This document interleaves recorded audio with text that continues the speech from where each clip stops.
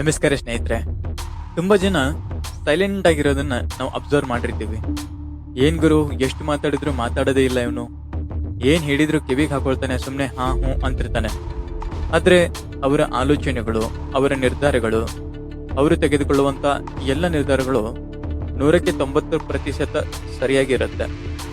ಯಾಕೆ ಈ ರೀತಿ ಆಗುತ್ತೆ? ಈ ಸೈಲೆಂಟ್ ಆಗಿರುವ ವ್ಯಕ್ತಿಗಳ ಮನಸ್ಥಿತಿ ಯಾಕೆ ಅಷ್ಟೊಂದು ಸ್ಟ್ರಾಂಗ್ ಆಗಿರುತ್ತೆ? ಹಾಗಾದ್ರೆ ದೇವ್ರೇನಾದ್ರೂ ಅವರಿಗೆ ಹೆಚ್ಚು ಶಕ್ತಿಯನ್ನು ಕೊಟ್ಟಿದ್ದಾನ? ಗೊತ್ತಿಲ್ಲ. ಆದ್ರೆ ಸೈಕಾಲಜಿ ಹೇಳೋ ತರ ಈ ಸೈಲೆಂಟ್ ಪರ್ಸನಾಲಿಟಿ ಅನ್ನುವಂಥದ್ದು ತುಂಬಾನೇ ಡೇಂಜರ್ ಅಂತ ಹೇಳ್ತಾರೆ. ಎಷ್ಟು ಸೈಲೆಂಟ್ ಆಗಿರ್ತಾರೋ ಅಷ್ಟೇ ಅವರು ಮೈಂಡಲ್ಲಿ ಆಕ್ಟಿವ್ ಆಗಿರ್ತಾರೆ. ಹಾಗಾಗಿನೇ ಅವರು ಹೊರಗಡೆ ನೋಡೋಕೆ ಸೈಲೆಂಟ್ ಕಂಡ್ರು ಮಾನಸಿಕವಾಗಿ ಅತಿಯಾಗಿ ಶಕ್ತಿವಂತರಾಗಿರ್ತಾರೆ. ಹಾಗಾದ್ರೆ ಸೈಕಾಲಜಿ ಈ ಸೈಲೆಂಟ್ ಪರ್ಸನಾಲಿಟಿ ಬಗ್ಗೆ ಏನ್ ಹೇಳುತ್ತೆ?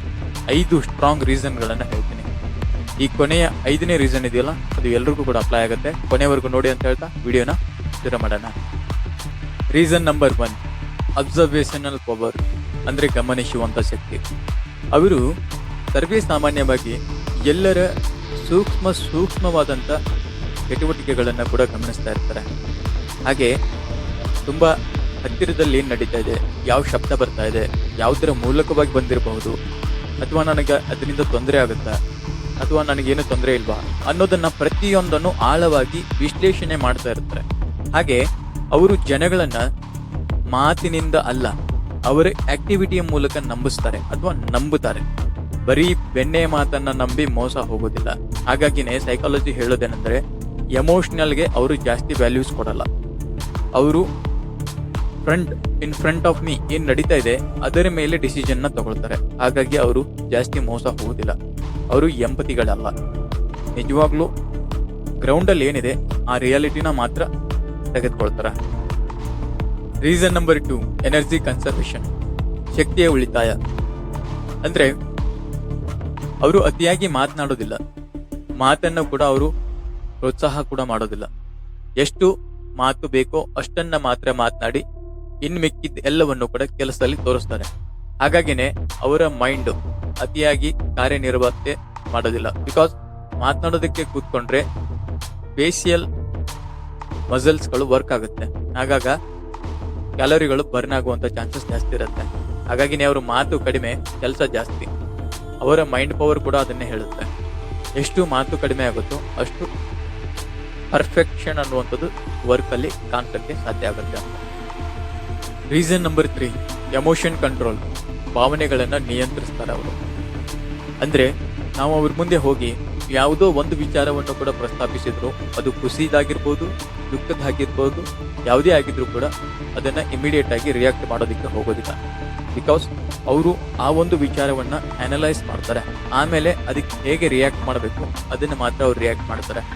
ಆದ್ರೆ ಭಾವನೆಗಳ ಜೊತೆ ಬದುಕುವಂತವರು ಯಾವುದೇ ಒಂದು ವಿಚಾರವನ್ನು ಕಿವಿಗೆ ಬಿತ್ತು ಅಂತಂದ್ರೆ ಅದ್ರ ಬಗ್ಗೆ ಇಮಿಡಿಯೇಟ್ ಆಗಿ ರಿಯಾಕ್ಟ್ ಮಾಡ್ತಾರೆ. ದುಃಖದಾಗಿದ್ರೆ ನೇರವಾಗಿ ದುಃಖವನ್ನ ವ್ಯಕ್ತಪಡಿಸ್ತಾರೆ, ಖುಷಿದಾಗಿದ್ರೆ ಖುಷಿಯನ್ನ ವ್ಯಕ್ತಪಡಿಸ್ತಾರೆ.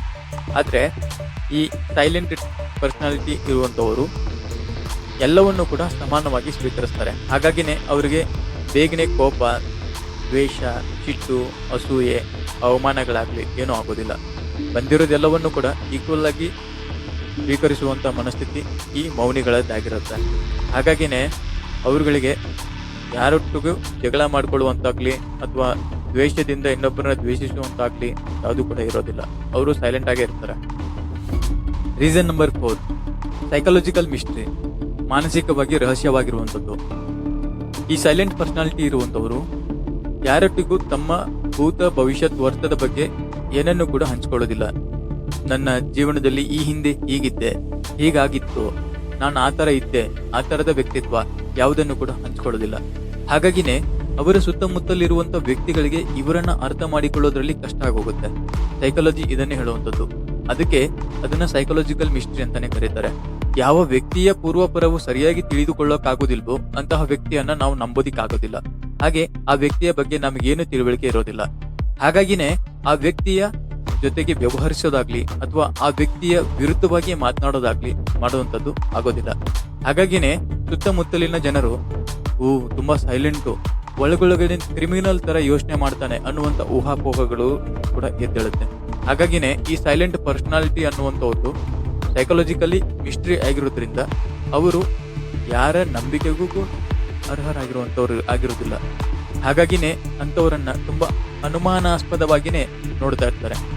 ಇದು reason number 4. Reason number 5, inner confidence ಅಥವಾ ಒಳಗಿನ ಆತ್ಮವಿಶ್ವಾಸ. ನಾನು ಆಗ್ಲೇ ಹೇಳಿದೆ, 5ನೇ ನಂಬರ್ ರೀಸನ್ ಏನಿದೆಯಲ್ಲ ಅದು ತುಂಬಾ ಎಲ್ಲರಿಗೂ ಅನ್ವಯವಾಗುತ್ತೆ. ಒಂದನ್ನು ನೀವು ಕರೆಕ್ಟಾಗಿ ಕೇಳ್ಬಿಟ್ರೆ ಈ ಸೈಲೆಂಟ್ ಪರ್ಸನಾಲಿಟಿಯ ಬಗ್ಗೆ ತಿಳಿದುಕೊಳ್ಬೋದು ಅಂತ. ತುಂಬಾ ಜನ ಆಫೀಸಲ್ಲಿ ನೋಡಿರ್ತೀರ, ಅಂದ್ರೆ ನಾವು ನಮ್ಮ ಕಲೀಗಲ್ಲಿ ಅಥವಾ ನಮ್ಮ ಫ್ರೆಂಡ್ ಸರ್ಕಲ್ ಅಲ್ಲಿ ಸೈಲೆಂಟ್ ಪರ್ಸನಾಲಿಟಿ ಹೊಂದಿರೋದನ್ನ ನೋಡಿರ್ತೀವಿ. ಅವ್ರು ಯಾವುದ್ರಲ್ಲೂ ಕೂಡ ತಮ್ಮನ್ನ ತಾವು ಭಾಗವಹಿಸ್ಕೊಳ್ಳೋದಿಲ್ಲ. ಮೀಟಿಂಗ್ ಇರ್ಬೋದು ಅಥವಾ ಈ ಸೆಮಿನಾರ್ಗಳಿರ್ಬೋದು, ಇತರೆ ಕೆಲಸಗಳಲ್ಲಿ ಎಲ್ಲೂ ಕೂಡ ತಮ್ಮನ್ನ ತಾವು ಅಷ್ಟೊಂದು ತೊಡಗಿಸ್ಕೊಳ್ಳೋದಿಲ್ಲ. ಆದ್ರೆ ಪ್ರೊಡಕ್ಟಿವಿಟಿ ಅಥವಾ ವರ್ಕ್ ಅಂತ ಬಂತು ಅಂದ್ರೆ ಪರ್ಫೆಕ್ಷನಿಸ್ಟ್ ಆಗಿರ್ತಾರೆ. ಅವ್ರಿಗೆ ಏನೇ ಮಾಡಿದ್ರು, ಒಂದು ಸಣ್ಣ ಕೆಲಸ ಕೊಟ್ಟರು ಕೂಡ ಅದನ್ನ ಪರ್ಫೆಕ್ಟ್ ಆಗಿ ಅಚ್ಚುಕಟ್ಟಾಗಿ ಮಾಡಿ ಮುಗಿಸುವ ಕೌಶಲ್ಯವನ್ನ ಅವರು ಹೊಂದಿರ್ತಾರೆ.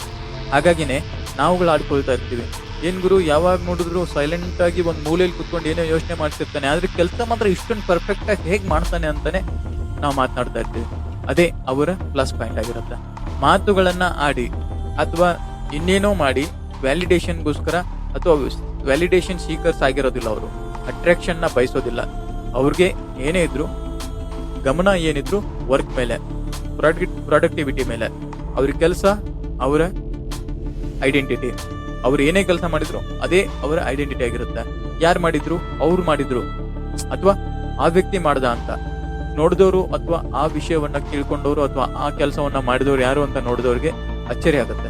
ಏನ್ ಗುರು ಇಷ್ಟೊಂದು ಸೈಲೆಂಟ್ ಆಗಿರ್ತಾನೆ, ಇಷ್ಟೊಂದೆಲ್ಲ ಒಳ್ಳೆ ಕೆಲಸ ಮಾಡ್ತಾನ ಅಂತ ಅನ್ಕೊಳ್ಬಹುದು. ಸ್ನೇಹಿತರೆ, ನೀವು ಕೂಡ ಯಾರು ಮೌನಿಗಳಾಗಿದ್ದೀವಿ, ನನ್ನನ್ನ ಸೈಲೆಂಟ್ ಅಂತಾರೆ ಅಥವಾ ನಾನು ಸೈಲೆಂಟ್ ಆಗಿರ್ತೀನಿ, ಅದು ನನಗೆ ವರನೋ ಶಾಪನೋ ಅಂತ ಯೋಚನೆ ಮಾಡ್ತಾ ಇದ್ರೆ ಇವತ್ತಿಗೆ ಆ ವಿಚಾರಗಳನ್ನ ಕೈಬಿಡಿ, ಆಯ್ತಾ? ದೇವರು ಎಲ್ಲರಿಗೂ ಒಂದು ಪ್ಲಸ್ನ ಒಂದು ಮೈನಸ್ನ ಕೊಟ್ಟೆ ಬಿಟ್ಟಿರ್ತಾನೆ. ನಾವು ಅತಿಯಾಗಿ ಮಾತಾಡೋರು ಬುದ್ಧಿವಂತರೇನಲ್ಲ. ಬರೀ ಬಾಯಿ ಮಾತ್ರ ಖಾಲಿ ಡಬ್ಲಲ್ಲಿ ಕಲ್ಲಾಕಿ ಅಲ್ಲಾಡ್ಸಿರ ಹೇಗೆ ಸೌಂಡ್ ಮಾಡುತ್ತೋ ಆ ಥರ ಸೌಂಡ್ ಮಾಡ್ತಾ ಇರ್ತೀವಿ ಅಷ್ಟೇ. ಸೈಲೆಂಟ್ ಆಗಿರೋರು ಥಾಟ್ಗಳನ್ನ ಪ್ರೊಸೆಸ್ ಮಾಡ್ತಾ ಇರ್ತಾರೆ. ಮಾನಸಿಕವಾಗಿ ಕಂಟಿನ್ಯೂಸ್ ಆಗಿ ಅವರು ವರ್ಕ್ ಲೋಡ್ ಅಲ್ಲೇ ಇರ್ತಾರೆ. ಆದ್ರೆ ಮಾತನಾಡಕ್ ಇಷ್ಟಪಡಲ್ಲ ಅಷ್ಟೇ. ಒಂದೇ ಒಂದು ಸಣ್ಣ ವಾಕ್ಯ ಅಥವಾ ಸಣ್ಣ ಒಂದು ಸೆಂಟೆನ್ಸ್ ಅವರಿಗೆ 4-6 ಬಾರಿ ಪ್ರೊಸೆಸ್ ಆಗಿ ಅವರು ಔಟ್ಪುಟ್ ಮೂಲಕ ನಮಗ್ ಗೊತ್ತಾಗತ್ತೆ. ಹಾಗೇನೆ ಯಾರನ್ನ ಮೌನಿಗಳು ಅಂತ ಕರೀತಾರೆ ಅವ್ರು ಯಾರು ಕೂಡ ಕಡಿಮೆ ಅಲ್ಲ. ಮೌನಿಗಳಲ್ಲೂ ಎಲ್ಲರೂ ಕೂಡ 100ಕ್ಕೆ 90-95% ಬುದ್ಧಿವಂತರಾಗಿರ್ತಾರೆ. ಇದನ್ನ ನಾವು ಸೈಂಟಿಫಿಕಲಿ ಅಥವಾ ಸೈಕಾಲಜಿಕಲಿ ಪ್ರೂವ್ ಮಾಡ್ಬೋದು.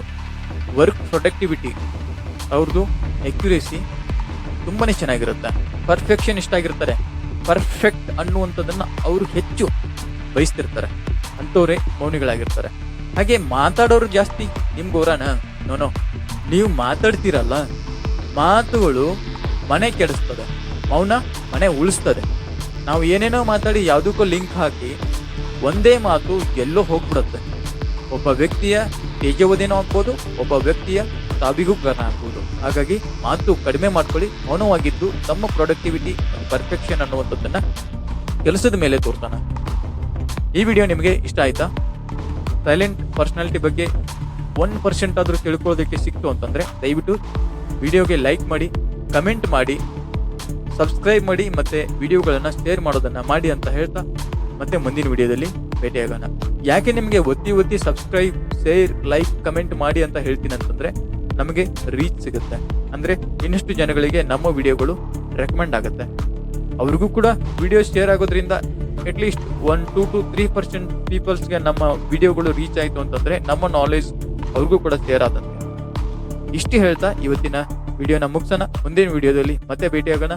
ವಂದೇ ಭಾರತ ಮಾತರಂ. ಸರ್ವೇ ಜನ ಸುಖಿನೋ ಭವಂತು.